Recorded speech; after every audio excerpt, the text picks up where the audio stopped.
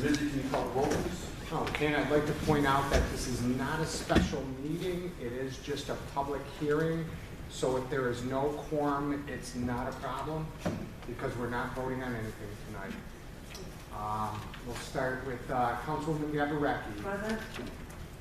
Councilman Templin, Councilman Cisco, Councilman Hayes, he's on vacation, Councilman DeGiulio, Acting Mayor Pro Tem Keenan, Present. and then Treasurer Armstrong. Present. All right, at this time, we'll open up for public hearing, and I'll turn the meeting over to Ms. Parker. Okay, thank you, Mayor Pro Tem Keenan. Good evening to everyone.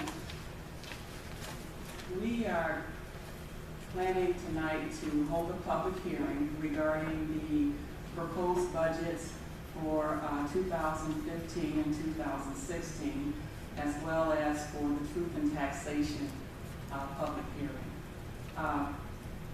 What we need to do initially is to open the public hearing, and once it's open, what I'd like to do is a presentation related to the budget, and from there, try to respond to any comments that the public might have tonight. As part of the public hearing, I would ask those that come to the podium to speak to state their name and address for the record, that each speaker is encouraged to keep comments to 5 minutes, and we encourage the public to be respectful of each other and not participate in any personal attacks. And if we are not able to answer your questions tonight, a follow-up with a response will take place by the city. And so once we open the public hearing and then from there take comments, we'll then close the public hearing, and there will be just general closing remarks as part of the process tonight. And so with that, we'll start with the presentation, and with the public hearing now being open as well. Everyone should have a handout that is consistent with the overhead information to my right. And so basically, the first page states the various positions of the city, with myself as the emergency manager, the city council members, the district court, city departments as well as shown in the packet. And then secondly, we have the organizational chart reflecting various city departments as well as the number of full-time positions we have with the city at this point in time.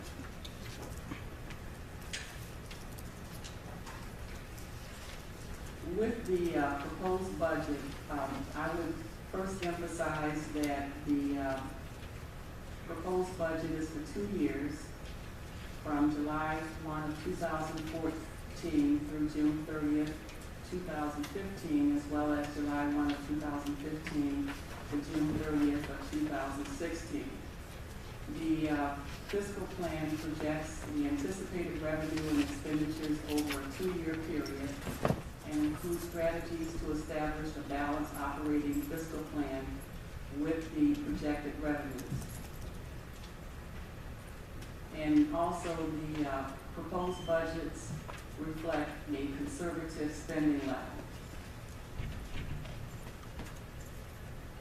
The budget process in itself began in February of 2014 by providing information to various city departments.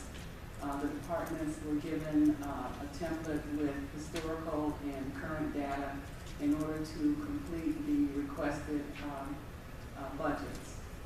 Once the departments submitted the information to the emergency manager, the finance director, the information was compiled and prepared as part of the proposed budget. The budget provides for basic core services such as public safety, building and engineering, code enforcement, and public works. It also provides limited funding for recreation and senior services.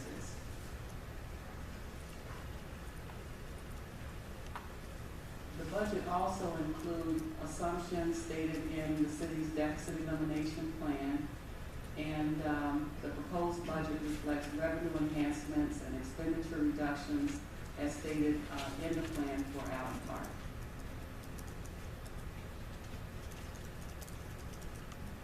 Some of the highlights for the fiscal year 2015 and fiscal year 2016 proposed budgets are stated in the information as well, beginning with the general fund.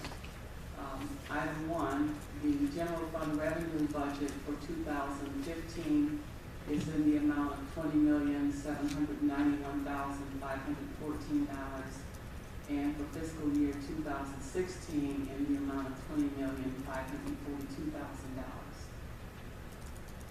The expenditure budget for fiscal year 2015 is $18,321,918, and for fiscal year 2016 at $18,617,924. The budget includes a transfer out for the Southfield Lease Properties debt service of $1.2 million each year, and a transfer from the Downtown Development Authority at $223,303 each year. Number 2, the city was awarded a SAFER grant for the period of November 2013 through November 2015. The city will apply for a second SAFER grant for a 2-year period, and the city budgeted revenue and fire personnel expenditures of $685,000 for 2016, which will be subject to the approval of the second grant from FEMA. The general fund budget provides for dedicated funding to support police and fire operations. The cost of providing police services and fire services for fiscal year 2015 totaled $4.7 million, and for 2016 at $3.4 million. Basically, the voted police and fire millage was approved in August of 2013 to fund police and fire services, and it generates an estimated net revenue of $4.6 million. And this is an increase of about $2 million from the prior police and fire millage. The increased millage revenue collected of about 56% covers the costs related to police and fire services. The city also received considerable savings from the budgeted police and fire union contract changes, which went into effect July 1st of 2013. The contract changes resulted in significant healthcare cost reductions, salary and wage cost reductions, and reduced future retirement costs. The general fund budget includes the city's community recreation center operations and provides for a reorganization strategy established in an operating fiscal plan that is balanced with the projected revenues. The projected revenue and expenditures for fiscal year 2015 is $682,743, and it's also for fiscal year 2016, $628,240. State share revenue is projected to be higher than the current budget based on projections from the state of Michigan. For fiscal year 2015, we increased the amount by $76,128 over the current year budget.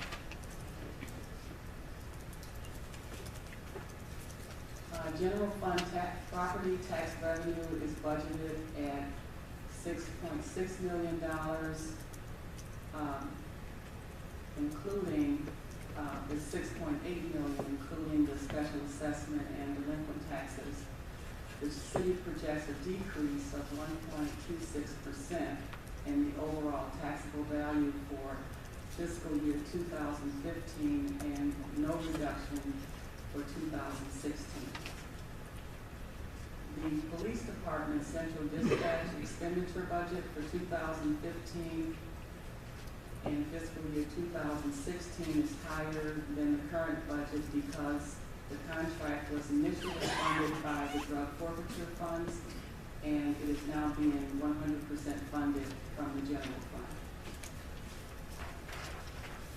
The Fire Department capital outlay expenditure budget for fiscal year 2015 is higher than the current budget due to anticipated purchase of grant-funded fire equipment and ambulance, and is subject to the approval of the grant. In the street funds, major as well as local, the street funds remain in sound financial condition with next year's budget, including additional capital related items for repair and maintenance of our major streets and local streets. In the rubbish fund, the city discontinued curbside rubbish removal performed in-house through public works employees in order to eliminate the need for the general fund to subsidize the rubbish fund operations. The rubbish fund expenditure budget for fiscal year 2015 is $1.6 million, which equals the approximate revenue expected to be generated by property taxes. In the water and sewer fund, for fiscal year 2015, the budget includes cost increases from the Detroit Water of approximately 5.3% and sewage department of approximately 2.8% to maintain the current level of service, which includes funds for repairs and maintenance of the aging infrastructure. It's necessary to pass the cost increase through the customers as a rate increase.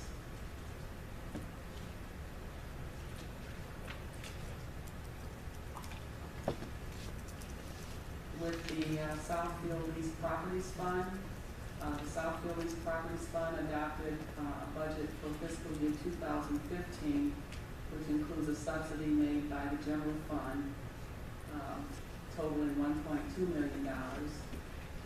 The subsidy is the same for fiscal year 2016 in anticipation of plan changes with the debt service for the associated properties. The total expenditures for fiscal year 2015 and 16 are budgeted at $3.1 million. The Downtown Development Authority. The budget for the Downtown Development Authority includes the E-Course Streetscape project for fiscal year 2014 and 15. The current budget reflects only the use of annual resources in order to ensure enough funds are available to cover all future debt service payments of the DDA.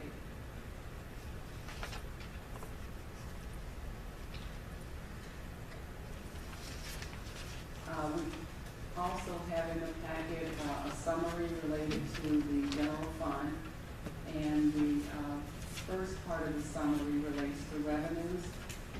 And as you look at 2014 and 2015 proposed, the total general fund revenue proposed is $20.7 million for 2014-15 and $20.5 million for 2015-16.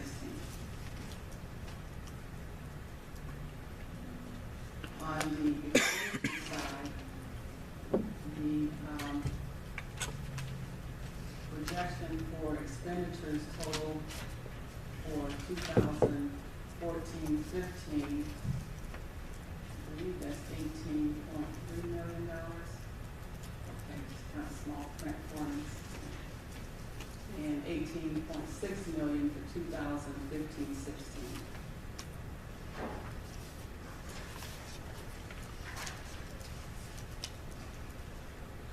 The next summary relates to all city funds, and basically what we show here is the amounts related to revenue by fund. So for example, with the general fund, we talk about the $20.7 million police and fire special assessment at 4.5 million.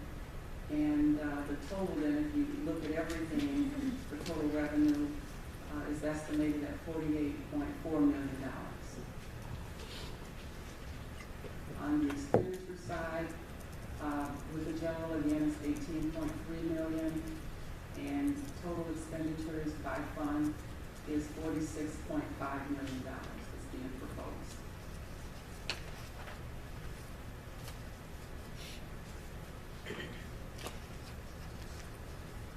And the next chart here reflects the amount related to the fiscal year 15-16, and the total revenue there is $47.9 million,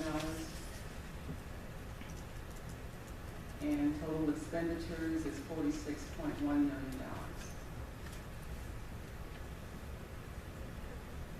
And then the subsequent page reflects the levy by for the general fund by certain categories. So, for example, for general operating, the proposed levy is 10.5,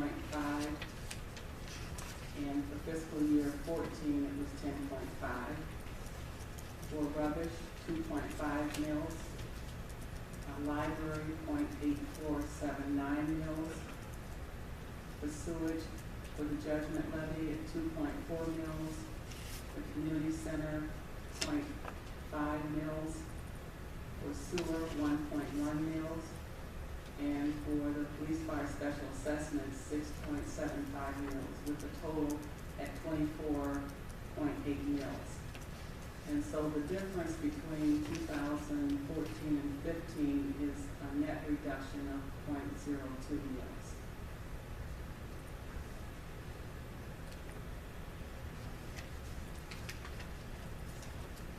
So in conclusion, the proposed budget for 2015 and 16 are balanced budgets and comply with the approved deficit elimination plan for the city. The budget is provided for fiscal stability and funding to enhance service delivery in several city departments such as public works, public safety, and other city departments. The proposed budget is considered a financial operating plan for the next 2 years. In order to make the plan work, the team effort is needed by all community stakeholders. And I'd also like to take this opportunity before we begin to answer questions, just to thank our finance director, members of our staff, and the city council for their support in putting together this document. And so with that, what I'd like to do at this point is try to respond to any questions that the public might have related to the budget. Before we go to the public, can I ask you a quick question? On page 2, and I asked this question in the last budget meeting, but I just want to make sure that I understand. Now, when you say page 2? Page 2 of this packet. Item number 3, where you talk about the general fund balance and the police and fire. You stated in your presentation that the $4.7 million is for 2015 and the 3.487 is for 2016, but I believe that the two of those combined for 8.259559 is the number for both 15. For police and fire. Is that correct? Yeah, it's for police and fire. That's what I thought. I just want to make sure that the public was aware of that. So it's not, you had stated it's. Yeah, I said 15 and 16. Yeah, so it's a combination of the two, and those numbers are the same across both years. Right. Okay, thank you. Any questions from the public, Ms. Parker, or anybody else?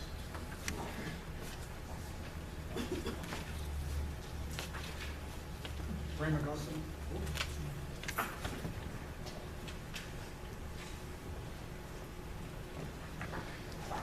Good luck on your career. Great.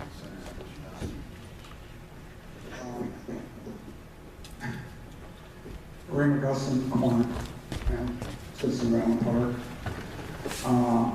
Through the chair. We do not.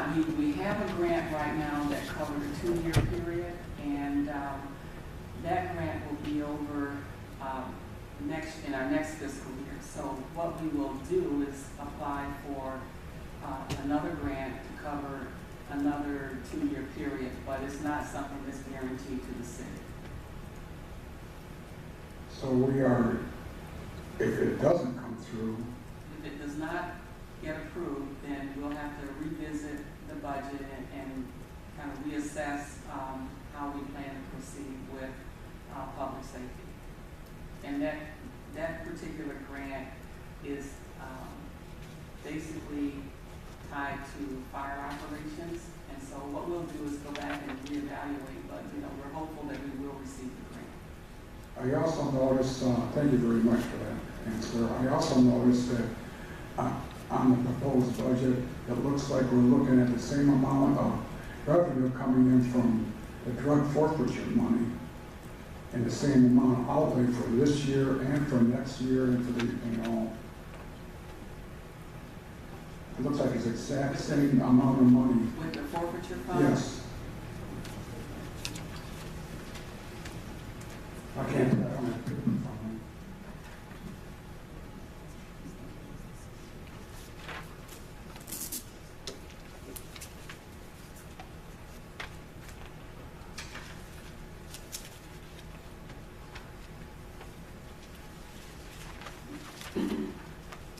Now, with the drug forfeiture fund under federal for 2014-15, we're showing under revenue 103,000 for each one of the years. It's just a projection. We're not certain, but that's what we're projecting. So what happens if we don't? What happens if everybody becomes real nice citizens and, Well, with the drug forfeiture fund, generally we do not budget like personnel items that are more fixed with Okay. our budget. We budget things that where we can make some adjustment if we need to do so. all right, okay. Let me just say to you too, just as a follow-up, and the chief's here tonight, we can talk to him if you want, but I've had conversations with the chief. It is very rare, once you're given a safer grant, that they don't extend it at least one more time. And it's not for certain, as Ms. Parker said. Generally, Doug, do you want to comment this? It's generally, once you have it, they usually extend it. Yeah, usually you can get away with one extra one, because what we'll say is we'll show the strides we made in the city and our turnaround that we're making and so on and so forth, and usually they'll give you a second. It's rare that you'll get a third. They give you 4 years and they expect you to get it together. And the other thing I just wanted to say, just from my standpoint, I think that it's important that we remember that everything in this document is just a projection. Everyone is, anytime you have a budget, whether it's at your house or whether it's in the city or a business, it's a moving target. Anytime anything changes, like I said in the last couple of meetings, if something were to happen at the rec center and we had to have some capital outlay, then this would all have to be readjusted again. So when you look at drug forfeiture, that's an assumption for coming in. You assume what you're going to take in, but it's also an assumption on what you're going to spend. Anytime, things happen, we all know how that Well, goes.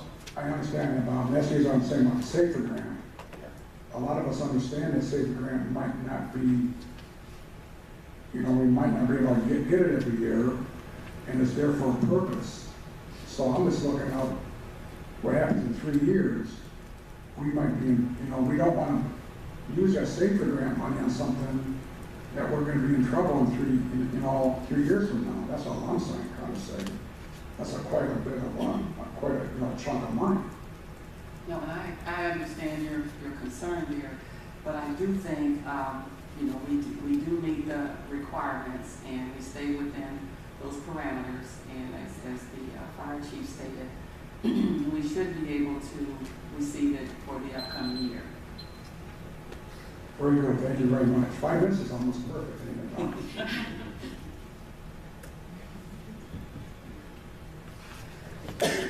Robert Turner, 15255 Morris Avenue. I'm going to go toward the back of this thing and look at the water and sewage fund. That's on the complete budget, page 38.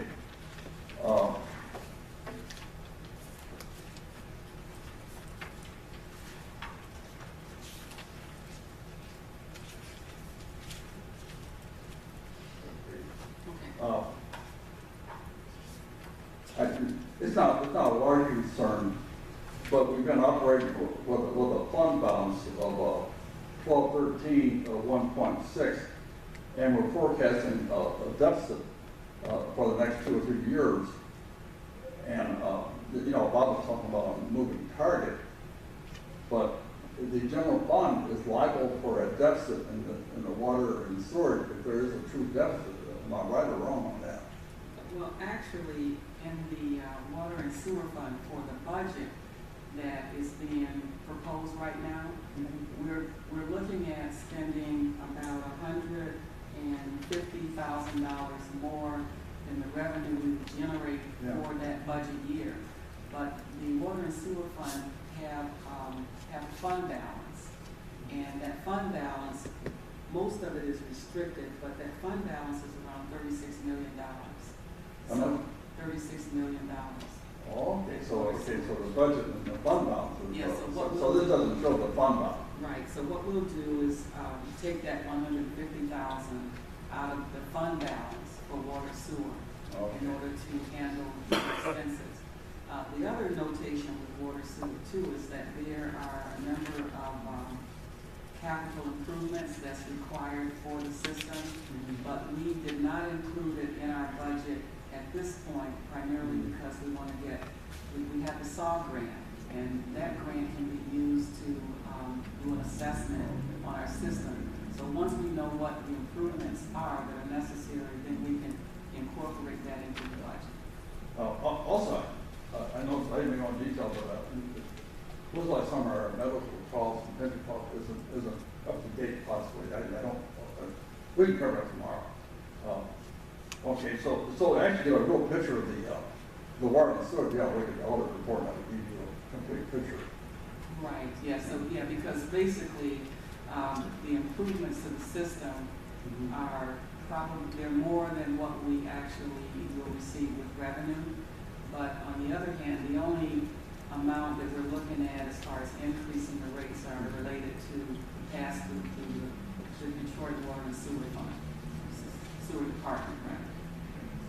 In reference to brownfield, are we able to discuss anything yet, or is that kind of on the burner yet? It's probably on the back burner, and basically in the brownfield fund, we're just basically showing, you know, the revenue coming in, the expenditures, but nothing related to any of our discussions. Now, according to the budget, it looks like we lost one of our tax tribunals. Is that back in?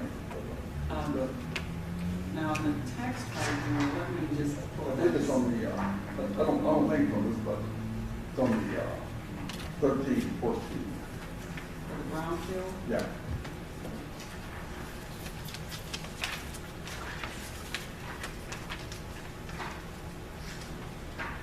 Well, it is good. Okay, on page 41, That's- tax adjustment, Yeah, the 290, so that would, yeah, the 290. there's some more up there. I don't know, have we resolved the other ones? Well, this is actually a chargeback from the county where certain taxes were not paid, and what they do when they're not paid after a given point in time, they charge it back to the city. So that's what that amount reflects. So the minute budget is going to look, I think, quite different on brownfield when we get through with With everything, Yeah. yeah. Yeah, actually, we'll be making some other adjustments as we move forward. Also, I don't have it from the minute.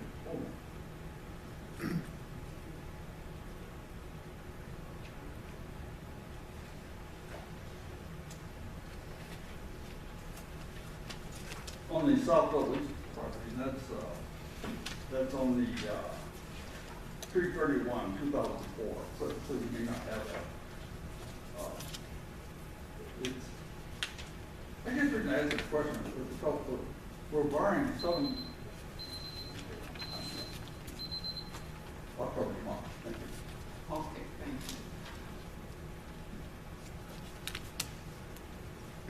you. Whoa, being blinded.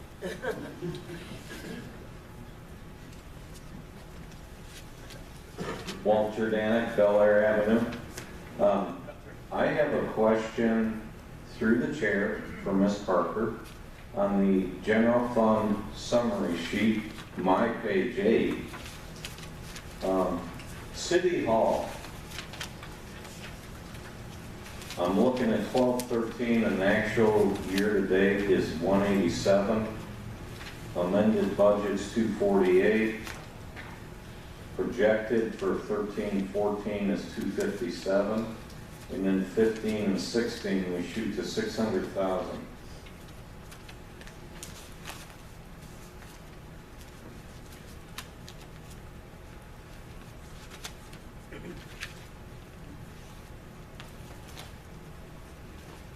Okay, so what is your question again? Why are we going from 257 to a projected expenditure of 600,000 for City Hall? Yeah, what we did in the proposed budgets is factor in an amount related to relocating City Hall in the event that the city will be required to make some type of lease payment in order to have another facility.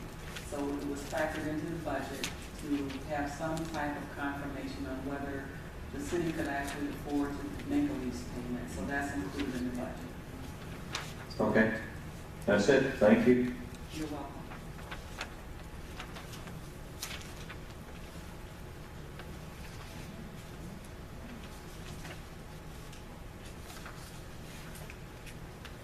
Richard Hubler, 15827 Eaglewood.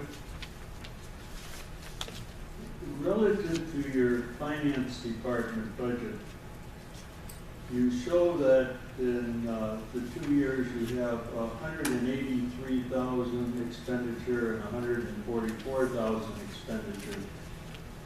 You also have in those columns negative figures of 200,000 and 100,000, which are administrative fees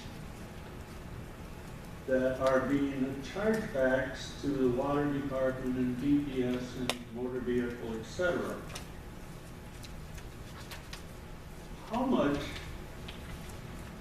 is that department really costing the city to run? If we go back to your budgeted figures of the year 2012 and 2013, the bottom line figure shows $57,528.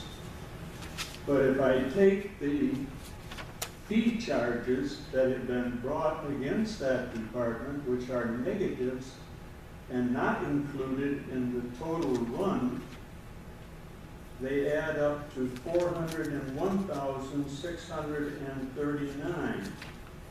Could you explain to me how you handle the administrative fees that are carried into a department's budget as an income, because they don't show as an income? If they were an income as such, they would be able to be shown as the other departments are shown, such as the building department. It shows its income, then it shows its expenditures.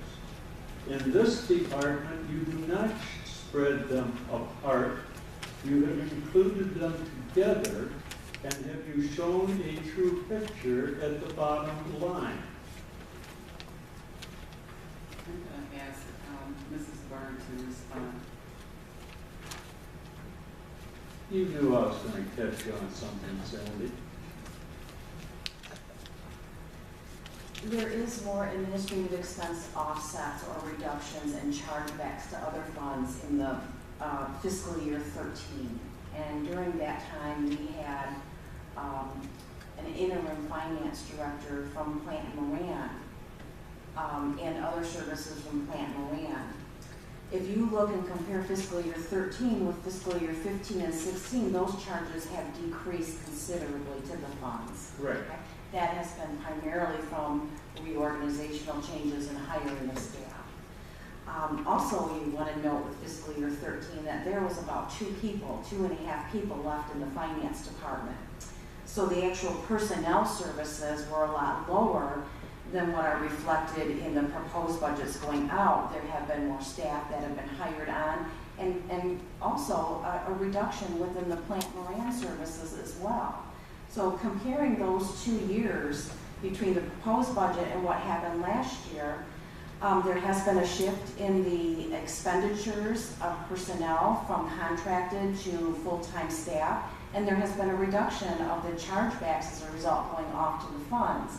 My understanding is that when the proposed budget was developed last year, that there was an analysis of the administrative fees that increased them going off into the enterprise funds and the special revenue funds. Joyce, I wasn't here at that time, but if you want to help with what that analysis entailed. Well, basically, as part of the city's financial and operating plan, one of the items in the plan was to evaluate licenses and permits, as well as the administrative fees associated with the general fund providing support services to other funds. And so that analysis was conducted, and based on the analysis, the fees actually increased, which is considered the overhead as far as how we provide accounting services, HR services, a number of services to other funds. Then this is the charge back to those water funds and motor vehicle funds, etc., are a revenue to the department to cover its costs. Am I correct? They're considered a reimbursement A of costs reimbursement. as opposed to a revenue. Okay. And there's also some reflected in the admin department as well. Then you did have $300,000 in chargebacks. I see a higher amount in fiscal year 13, but I see about 100,000 in the proposed budgets. Isn't there $200,000 out of water department? That's from different departments, but when you ask specifically about the finance department, it's Yes. only less than 100,000. All right, thank you. Thank you, sir.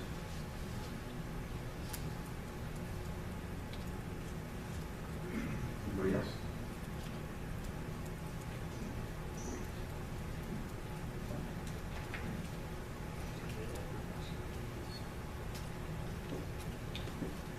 Good evening, members of council, Mr. Parker, elected officials. My name is Gary Manko, and I am your assessor. Two things I just want to bring to your attention with regard to the budget materials. On page 7, which identifies the various millage rates, you'll notice that there's a double asterisk, and the double asterisk indicates that it's subject to Headley rollback calculations. And I'm pleased to report that there will be no rollback pursuant to the Headley Amendment to the Michigan Constitution for this year. In spite of the fact that our tax base is stabilized and actually increased slightly, it is not in sufficient proportions to trigger a rollback as required by the Headley Amendment to the Constitution. Additionally, about 20 years ago, I think it's been, they changed statutes that says that if a community follows the Truth in Budgeting Act, there is not a need for a truth in taxation hearing. And more specifically, a notice needs to be published in the local newspaper that identifies that a hearing is going to be held by the city council, and the millage rates will be part of the consideration at the hearing.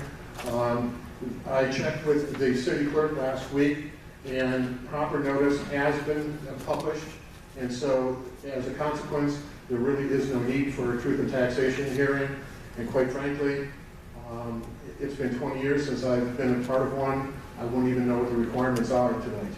So, thank you.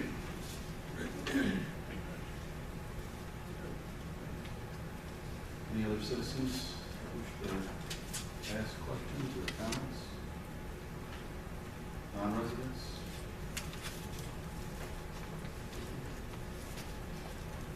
This time, we're going to close the public hearing. So if there are no other, with that, I'd like to thank everyone for coming out, sharing your questions, your comments with the city.